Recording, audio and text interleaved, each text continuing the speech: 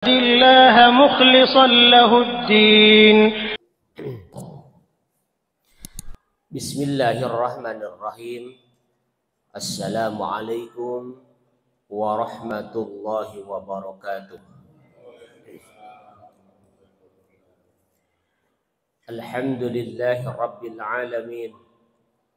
Wassalatu wassalamu ala asrafil anbiya'i wal mursalin wa ala alihi wa ashabihi ajma'in, amma ba'du. Asyhadu an la ilaha illallah wahdahu la syarika lah wa asyhadu anna Muhammadan abduhu wa rasuluhu la nabiyya ba'dah.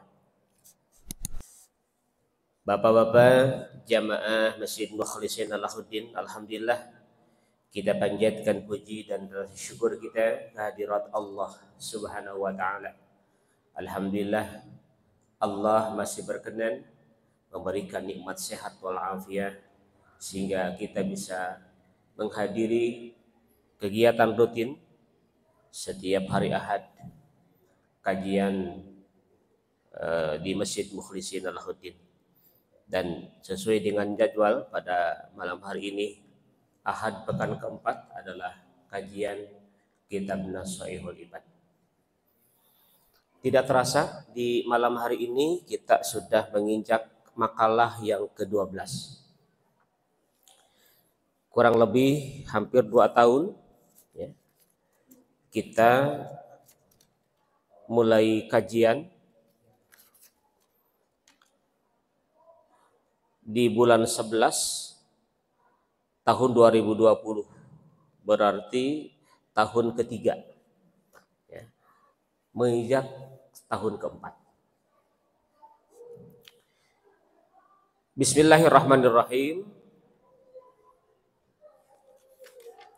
Wal maqalatus saniyata asyarata.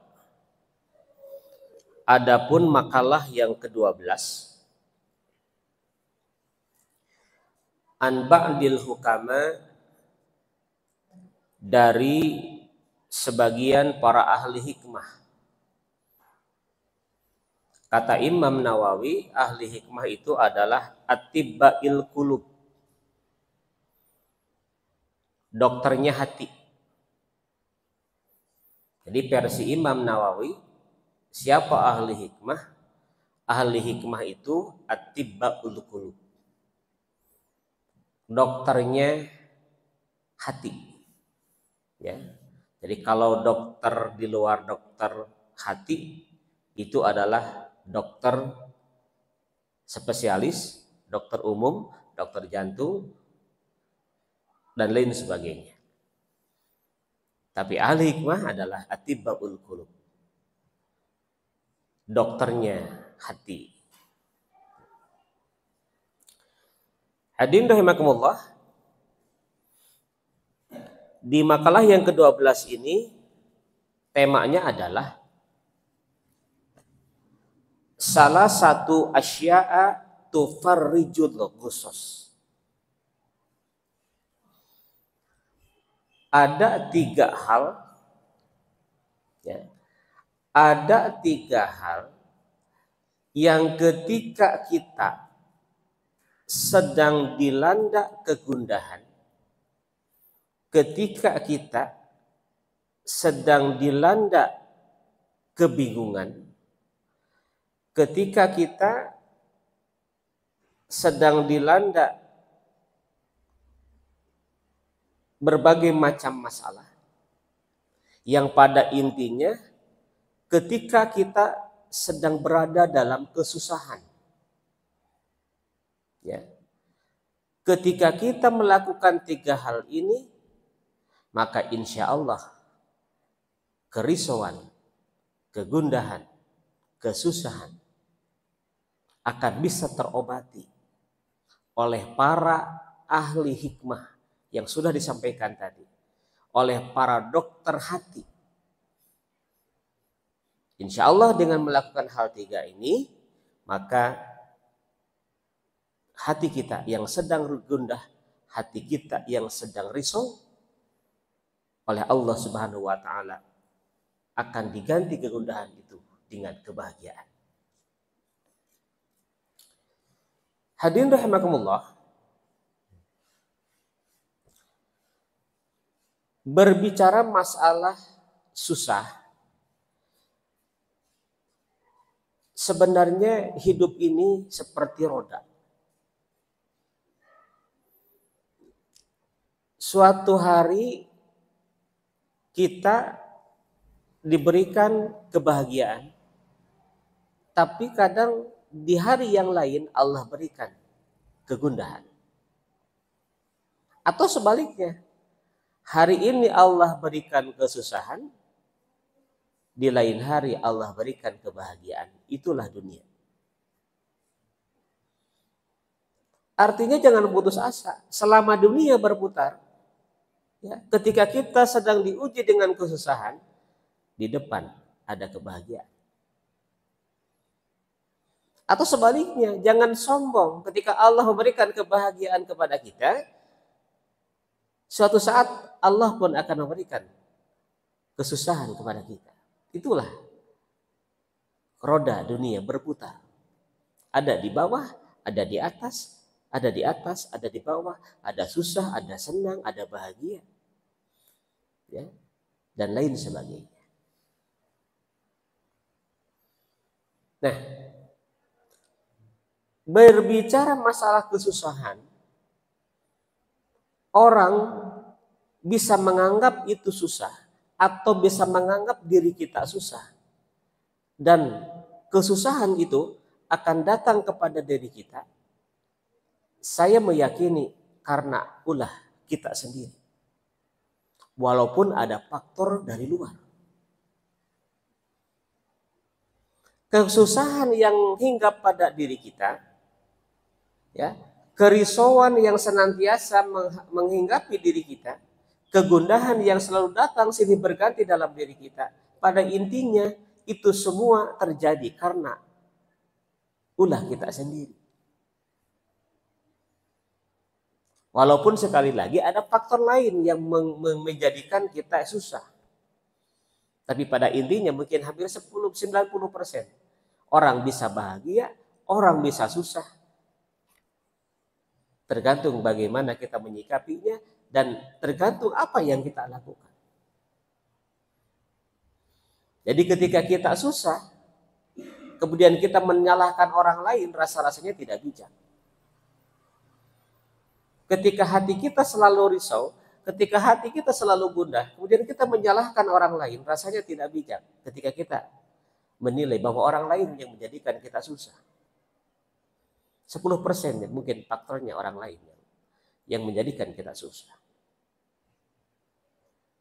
Hadirin rahimakumullah, menurut para ulama, di antara yang menjadikan kita hidup susah itu, saya coba cari referensi, ada 5. Mungkin lebih. Betul atau tidak? Kita coba introspeksi. Betulkah 5 hal ini yang menjadikan kita hidup susah? 1.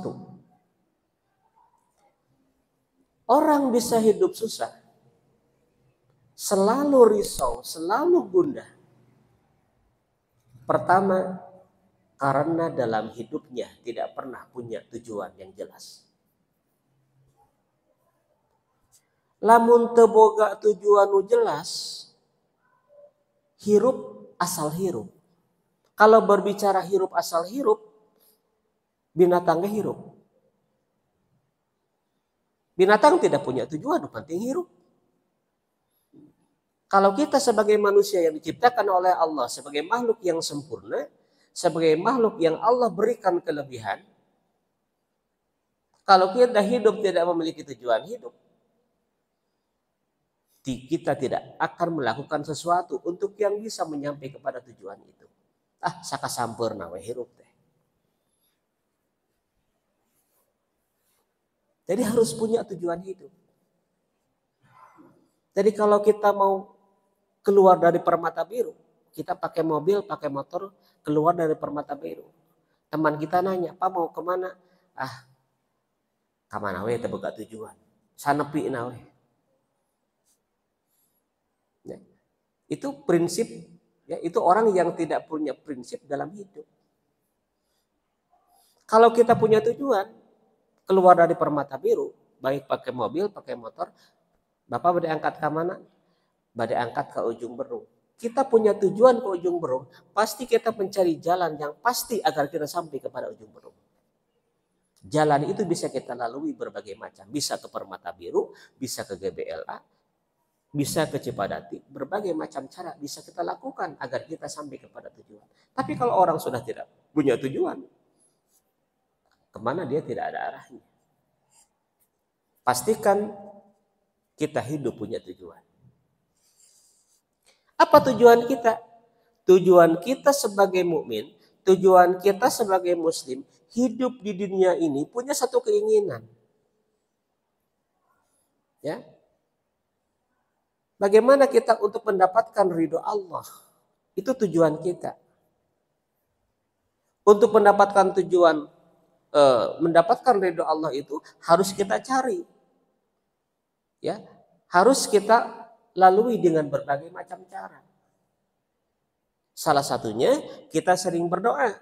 Seperti halnya di dalam Al-Quran, surat Al-Baqarah ayat 201 Allah menjelaskan, wa minhum may yaqulu rabbana atina fid dunya hasanah wa fil akhirati hasanah wa qina adzabannar. Bagaimana kita ingin hidup tujuannya bahagia dunia, bahagia akhirat. Yang kedua, orang susah ya karena terlalu punya perasaan khawatir yang berlebihan. Kalau diri kita punya perasaan khawatir yang berlebihan, itulah yang akan mendatangkan hidup susah buat kita.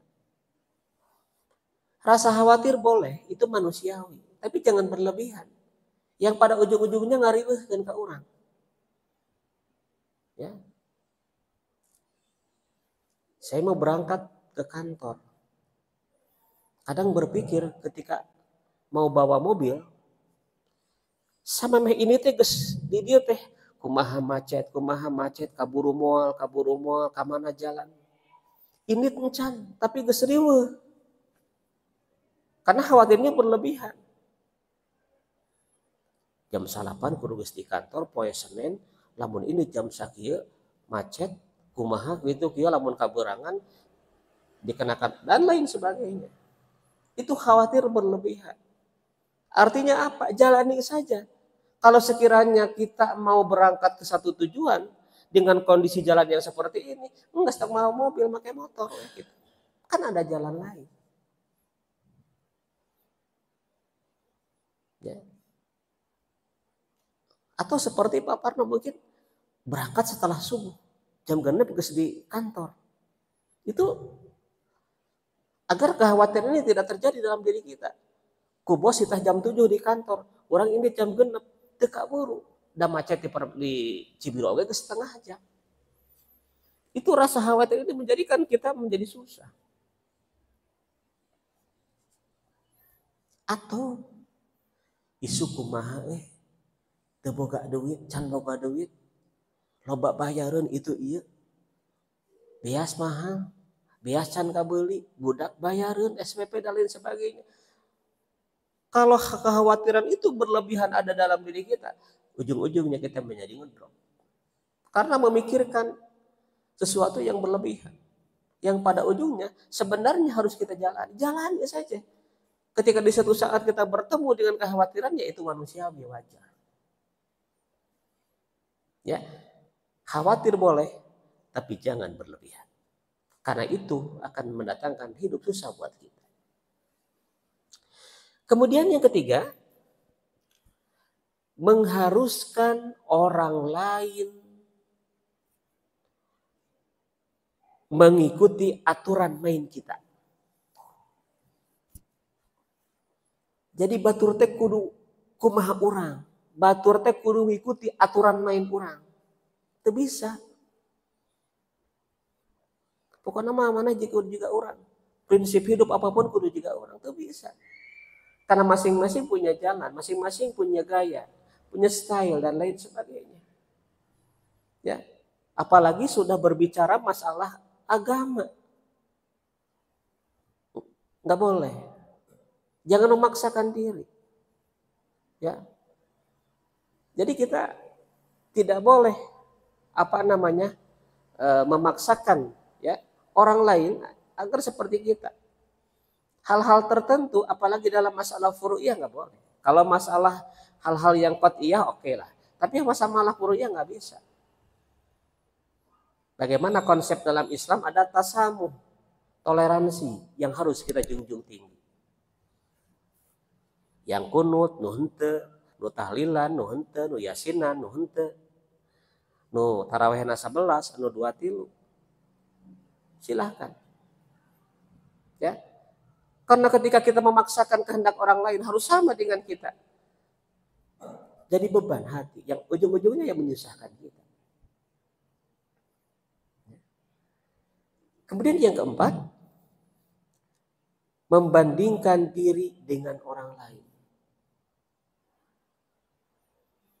Kalau diri kita selalu dibandingkan, ya, akan menjadi beban buat diri kita. Nah, batur mah sukses hirup teh. Nah, batur mah boga imah teh alus. Nah, batur mah kendaraan teh alus. Ketika kita berpikir seperti itu, kita tidak akan memiliki sifat qanaah. Bapak yang saya hormati, kata Imam Al-Qardawi, kata Imam Al-Qurtubi dalam kitab tafsirnya, salah satu yang menjadikan kita bahagia adalah ketika kita memiliki sifat qanaah. Apa itu qanaah? Menerima pemberian takdir ketentuan dari Allah, apapun itu, termasuk dalam masalah rezeki. Jadi kalau kita membandingkan dengan yang lain, sulit rasanya hati ini akan bahagia. Selalu susah dan susah. Maka cek Rasul, unduru ila man huwa asfala minkum, wala tanduru ila man huwa fawqakum. Kalau masalah materi, masalah harta, masalah kekayaan, jangan melihat ke atas. Unduru ila man huwa asfala minkum, lihat ke bawah. Sebab kalau kita melihat ke atas selalu membandingkan diri, kita tidak akan pernah merasa bahagia. Kalau mau bandingkan diri kita dengan orang lain, bukan dalam masalah harta, bandingkan dalam masalah prestasi ibadah. Batur mah geuning rajin ka masjidna. Batur mah geuning rajin ngiring kajian. Itu yang harus menjadi motivasi kita.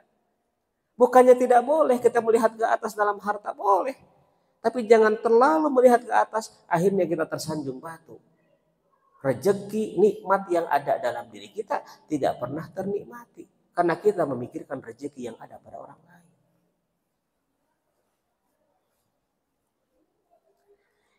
Yang kelima, selalu terjebak dengan masa lalu dan tidak pernah menikmati hari ini. Orang-orang yang selalu menjadikan pelajaran masa lalu itu dinamakan ulil albab.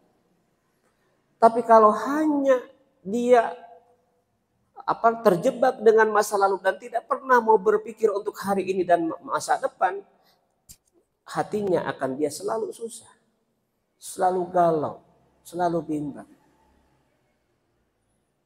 Yang lalu biarlah berlalu. Masa lalu mungkin kita kadang sholat pernah ketinggalan, ya, ngaji jarang atau ngaji tidak pernah, ya, ibadah kita jauh dari baik. Biarlah menjadi pelajaran yang berharga untuk kita, untuk bagaimana kita menikmati dan menata masa depan yang lebih baik. Dengan harapan kita menjadi orang-orang yang husnul khotimah. Jadi kalau kita berpikir, aduh, kumahnya baheula orang sholat tara, ngaji tara itu, biarlah. Jadikan cermin, ya, untuk bisa memperbaiki diri di hari ini dan selanjutnya. Kembali, ya, kembali dengan judulnya adalah salah satu asya'atu parrijul qusas. 3 hal yang dapat menghilangkan kesusahan. Kesusahan-kesusahan tadi yang faktornya ada 5 tadi, insya Allah akan dicabut oleh Allah Subhanahu wa Ta'ala, di antaranya dengan 3 hal. sebagaimana disampaikan oleh Imam An-Nawawi dalam kitab Nasa'iul Hibad di makalah yang ke-12. Satu yang harus kita lakukan agar kegundahan, agar kesusahan yang ada dalam diri kita dicabut oleh Allah. Pertama adalah bizikrillahi ta'ala, dengan memperbanyak mengingat Allah. Bisa dilihat di dalam Al-Quran, alladzina amanu bidzikrillah tatmainnul qulub, ala bidzikrillah tatmainnul qulub. Di dalam surat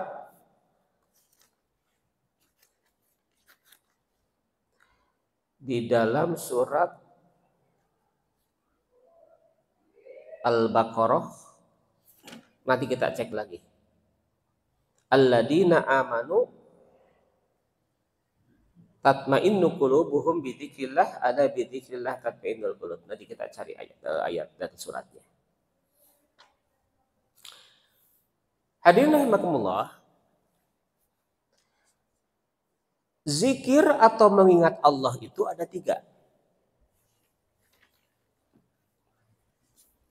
Yang pertama ada yang disebut dengan zikir jali.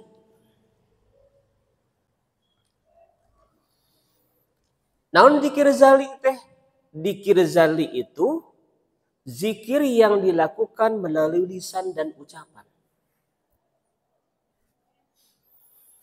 Ketika hati kita galau, ketika hati kita sedang risau, ketika mendapatkan kesusahan, yang pertama ingat dengan cara mengingat Allah. Dengan cara berzikir kepada Allah, yang pertama zikir itu ada yang disebut dengan zikir jali. Alhamdulillah, ya, kita setiap ba'da sholat, ya, ada yang memimpin, imam ada yang memimpin zikir, ada yang masing-masing. Mangga silahkan. Ya, ada imam yang memimpin zikir secara lisan, ada yang tidak, ada yang berjamaah, ada yang masing-masing. Mangga silahkan, sama saja. Ya, jangan mengklaim yang ini benar, yang ini salah. Ya, mau dizaharkan dipimpin oleh imam, mangga, mau masing-masing, mangga silahkan. Yang penting bagaimana kita baca zikir lisan minimal subhanallah, alhamdulillah, Allahu akbar, wala haula wala quwwata illa billah. Baca. Ya, itu zikir jali melalui lisan kita. Ya. Yang kedua, zikir khafi. Ya. Zikir khafi ini dilakukan oleh hati. Naon contohnya? Seperti tafakur. Tafakur ini bagian dari ibadah hati. Seperti halnya yang dilakukan Nabi Ibrahim ketika mencari Tuhan. Mentafakur di ciptaan Allah. Bulan, bintang, matahari. Yang pada akhirnya Ibrahim yakin bulan, bintang, matahari adalah ciptaan Allah Sang Khalik, Yang Maha Pencipta. Kita tafakur diri, bisa mentafakuri ayat-ayat kauniyah, bisa mentafakuri ayat-ayat Qur'aniyah, ataupun minimal mentafakuri diri kita. Jadi kalau kita dalam keadaan susah, ya, kita mentafakuri diri. Tadi ingat, ya, tidak selamanya kita susah, kadang kita bertemu dengan bahagia. Begitupun sebaliknya, tidak selamanya kita bahagia, kita bertemu dengan kesusahan.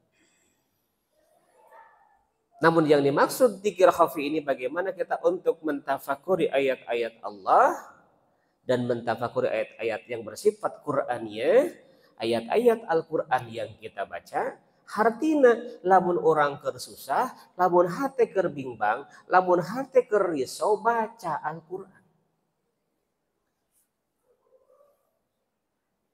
Cek Rasul, wa mazdama qaumun fi baitin min buyutillah summa yatluna kitaballah. Tidak semata-mata sekelompok orang membaca Al-Quran, kita membaca Al-Quran, bertadarus Al-Quran, illa nuzilat alaihimus sakinah, maka akan diturunkan dalam hati kita ketenangan. Jadi lamun orang kerbimbang, kersusah, kebingung, zikir, baca Quran. Yang ketiga ada zikir hakiki. Yang pertama zikir jali, yang kedua zikir khafi, yang ketiga zikir hakiki. Zikir hakiki adalah perpaduan seluruh lahir batin kita untuk senantiasa mengingat Allah. Itu adalah zikir hakiki. Hadirin rahimakumullah, kenapa zikir ini dapat menghilangkan kegundahan dalam hati kita? Ya. Dalam beberapa referensi hadis, karena zikrullah itu memiliki keutamaan bagi kita yang senantiasa berzikir kepada Allah. Satu, zikir kepada Allah itu merupakan ungkapan rasa syukur kepada Allah. Ungkapan rasa syukur kepada Allah. Maka cek Allah di Al-Quran surat Al-Baqarah ayat 152, fadkuruni adkurkum washkuruli wala takfurun. Fadkuruni, ingatlah kalian kepadaku, azkurkum, maka aku akan ingat kepada kalian. Lamun orang zikir, Allah bakal zikir. Lamun orang ingat ke Allah, Allah bakal ingat ke orang. Al-Baqarah 152. Jadi ulah ku Allah kita ingin diingat, tapi kita tidak pernah ingat kepada Allah.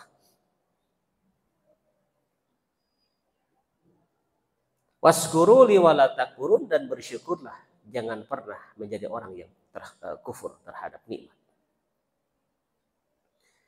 Jadi yang pertama, kalau kita memperbanyak zikir sebagai alat media untuk menenangkan kegundahan hati kita, karena bersyukur merupakan tanda sebagai orang yang zikir merupakan tanda orang yang bersyukur kepada Allah. Lalu apalagi keutamaannya? Yang kedua, keutamaan zikir itu dapat menghapus dosa. Hadisnya muttafaq alaih. Hadis Bukhari Muslim. Rasul mengatakan, man qala subhanallah wa bihamdih. Barang siapa yang mengucapkan subhanallah wa bihamdih atau zikir-zikir yang lain, mi'ata marratin, 100 kali. Subhanallah wa bihamdihi subhanallahil azim. Itu bagian dari zikir.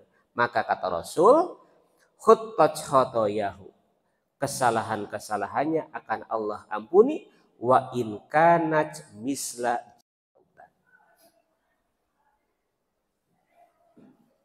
Perbanyak zikir. Di samping sebagai tanda syukur kepada Allah, juga akan menghilangkan, menghapus dosa-dosa yang pernah kita lakukan. Kemudian yang ketiga, ingat bapak-bapak, zikir itu dapat menjaga dari gangguan setan. Lihat Fussilat ayat 36. Di lamun ayat setan, ayat jurik diganggu, tong nyenget menyan, tong maca mantra-mantra. Apa yang harus kita baca? Fussilat 36. Wa ma yanzaghannaka minasyaitani, maka jika setan mengganggu kita dengan gangguan yang nyata, cek Allah tah, fasta'iz billahi minasyaitan. Fasta'id billah innahu was-sami'ul alim. Berlindung kepada Allah, baca a'udzu billahi minasyaitonir rajim. Bimbingan Al-Quran begitu. Dalam ayat kasurupan, ayat jurik, naun segala macam baca. A'udzubillahi minasyaitonir rajim. Wa ma yajagannaka minasyaitani nazghun fasta'id billah.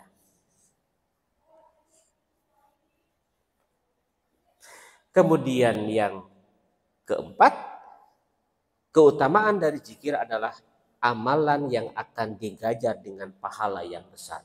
La yazalu lisanuka ratban min dzikrillahi azza wa jalla. Bahwa zikir insya Allah akan mendatangkan pahala yang berlipat ganda. Satu, kembali untuk menghilangkan kegundahan, ya, kerisauan, kesusahan dalam diri kita, maka perbanyak zikir mengingat Allah. Baik zikir khafi, zikir jali maupun zikir hakiki. Yang kedua, kata Imam An-Nawawi, untuk menghilangkan kegundahan yang ada dalam hati kita, yang kedua adalah waliqa'u auliyai. Waliqa'u auliyai yaitu sering menemui, menjumpai wali-wali Allah. Sering bertemu dengan wali Allah. Siapa wali Allah itu? Minal ulama'i wassalihin. Wali-wali Allah adalah para ulama dan hamba-hamba yang soleh. Awan hartina, lamun orang kerseur kabingung, lamun orang hayang dijauhkan tina kerisauan, tina kabingungan, sing sering ikut kajian. Ya, ikut kajian, ya. Di samping kita membaca Al-Quran, maka insya Allah akan diberikan pencerahan. Ya, sekali lagi, karena ahli hikmah yang mengatakan ini, atibba'ul qulub, mereka itu adalah dokternya hati. Lamun orang loba kasusah, datang ke dokter umum, datang ke dokter spesialis, mal cager dalain kitu kuduna. Lamun hate kergering, loba kasusah, loba masalah, degetan Allah, sing seueur zikir, sing seueur tilawah, sing seueur ikut kajian. Gitu.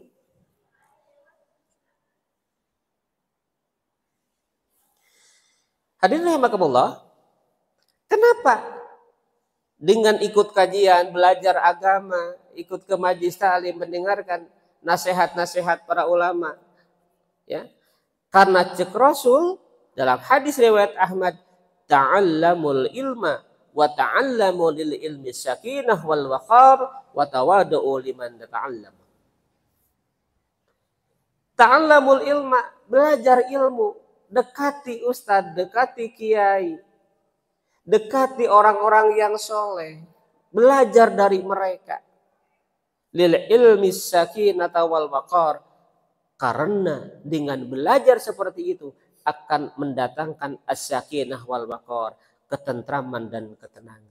Diberikan sesuatu ilmu yang bisa menyejukkan hati kita. Al-ulama'u warasatul anbiya, para ulama itu adalah pewaris para nabi. Alhamdulillah, mudah-mudahan kita berdoa kepada Allah. Dua kuncinya. Kalau kita ingin bisa seperti ini, berikan kemampuan, berikan kemauan. Kadang mampu, tidak mau, tidak bisa datang, tidak ikut ngaji. Ya, kemauan dan kemampuan. Mampu tapi tidak mau tapi tidak mampu juga tidak bisa. Ya Allah, berikan kita kemauan dan kemampuan untuk selalu bisa hadir berjamaah, untuk selalu bisa ikut kajian, tilawah, dan ibadah-ibadah yang lainnya. Karena kemauan ada dalam diri kita, kemampuan ada dalam diri kita, walaupun semua adalah atas izin Allah. Nu penting, urangna ka Allah minta dipasihankan nikmat sehat, nikmat panjang umur, dan gunakan kedua nikmat ini untuk senantiasa kita berbakti dan mengabdi kepada Allah Subhanahu wa Ta'ala. Terakhir, kata Imam Nawawi yang ketiga, yang menjadikan hati kita ketika kita dalam keadaan gundah, dalam keadaan risau, susah dan sebagainya. Yang ketiga adalah wa kalamul hukama'i alladhi yadullu ala khairi dunya wal akhirah. Mendengarkan nasihat-nasihat ahli hikmah tadi. Ahli hikmah bisa dikatakan dokter hati, tapi ahli hikmah juga bisa dikatakan orang-orang yang memberikan pencerahan terhadap hidup kita. Namun ciri ahli hikmah teh dua di antawisna. Ciri ahli hikmah teh anu kahiji senantiasa taat kepada Allah. Itu ahli hikmah. Senantiasa taat kepada Allah, menjalankan perintah Allah, senantiasa dekat dengan Allah. Yang kedua, ciri ahli hikmah yang harus kita dengarkan nasihatnya adalah diantaranya orang-orang yang dapat mengambil pelajaran dan nasihat hidup.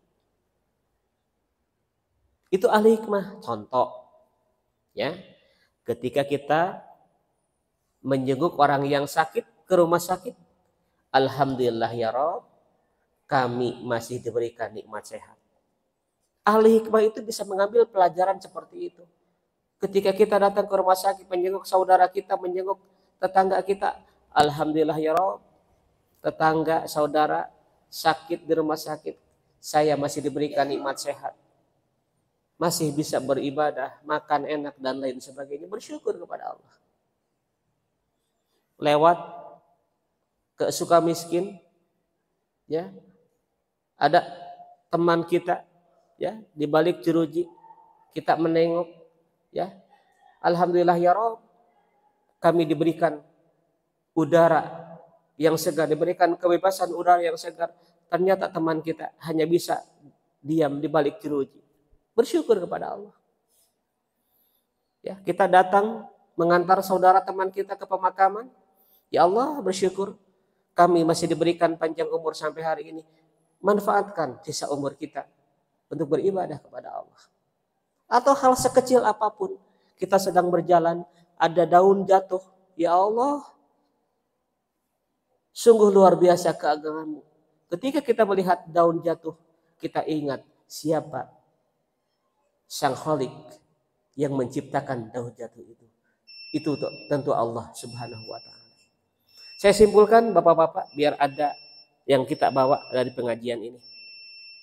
Hidup susah, hidup bahagia, itu adalah qadarullah. Selalu berputar selama hidup ini di dunia pasti seperti itu. Ya, kesusahan sudah saya sampaikan, intinya kebanyakan adalah lahir dari kita sendiri. Oleh sebab itu maka kata Imam An-Nawawi, ketika kita susah, ketika kita risau, ketika kita galau, satu, perbanyak zikir kepada Allah. Zikir khafi, zikir jali, zikir hakiki.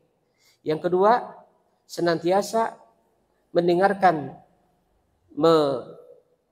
mengikuti kajian-kajian, ya, senantiasa menghadiri pengajian, menambah ilmu. Yang ketiga, dengarkan nasihat-nasihat para ahli hikmah.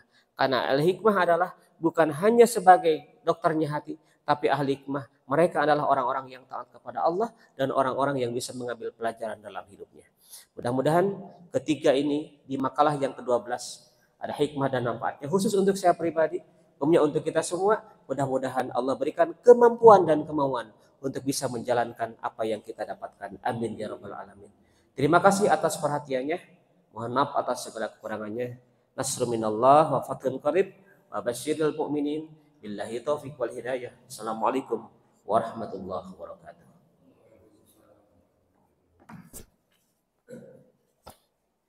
لله مخلصا له الدين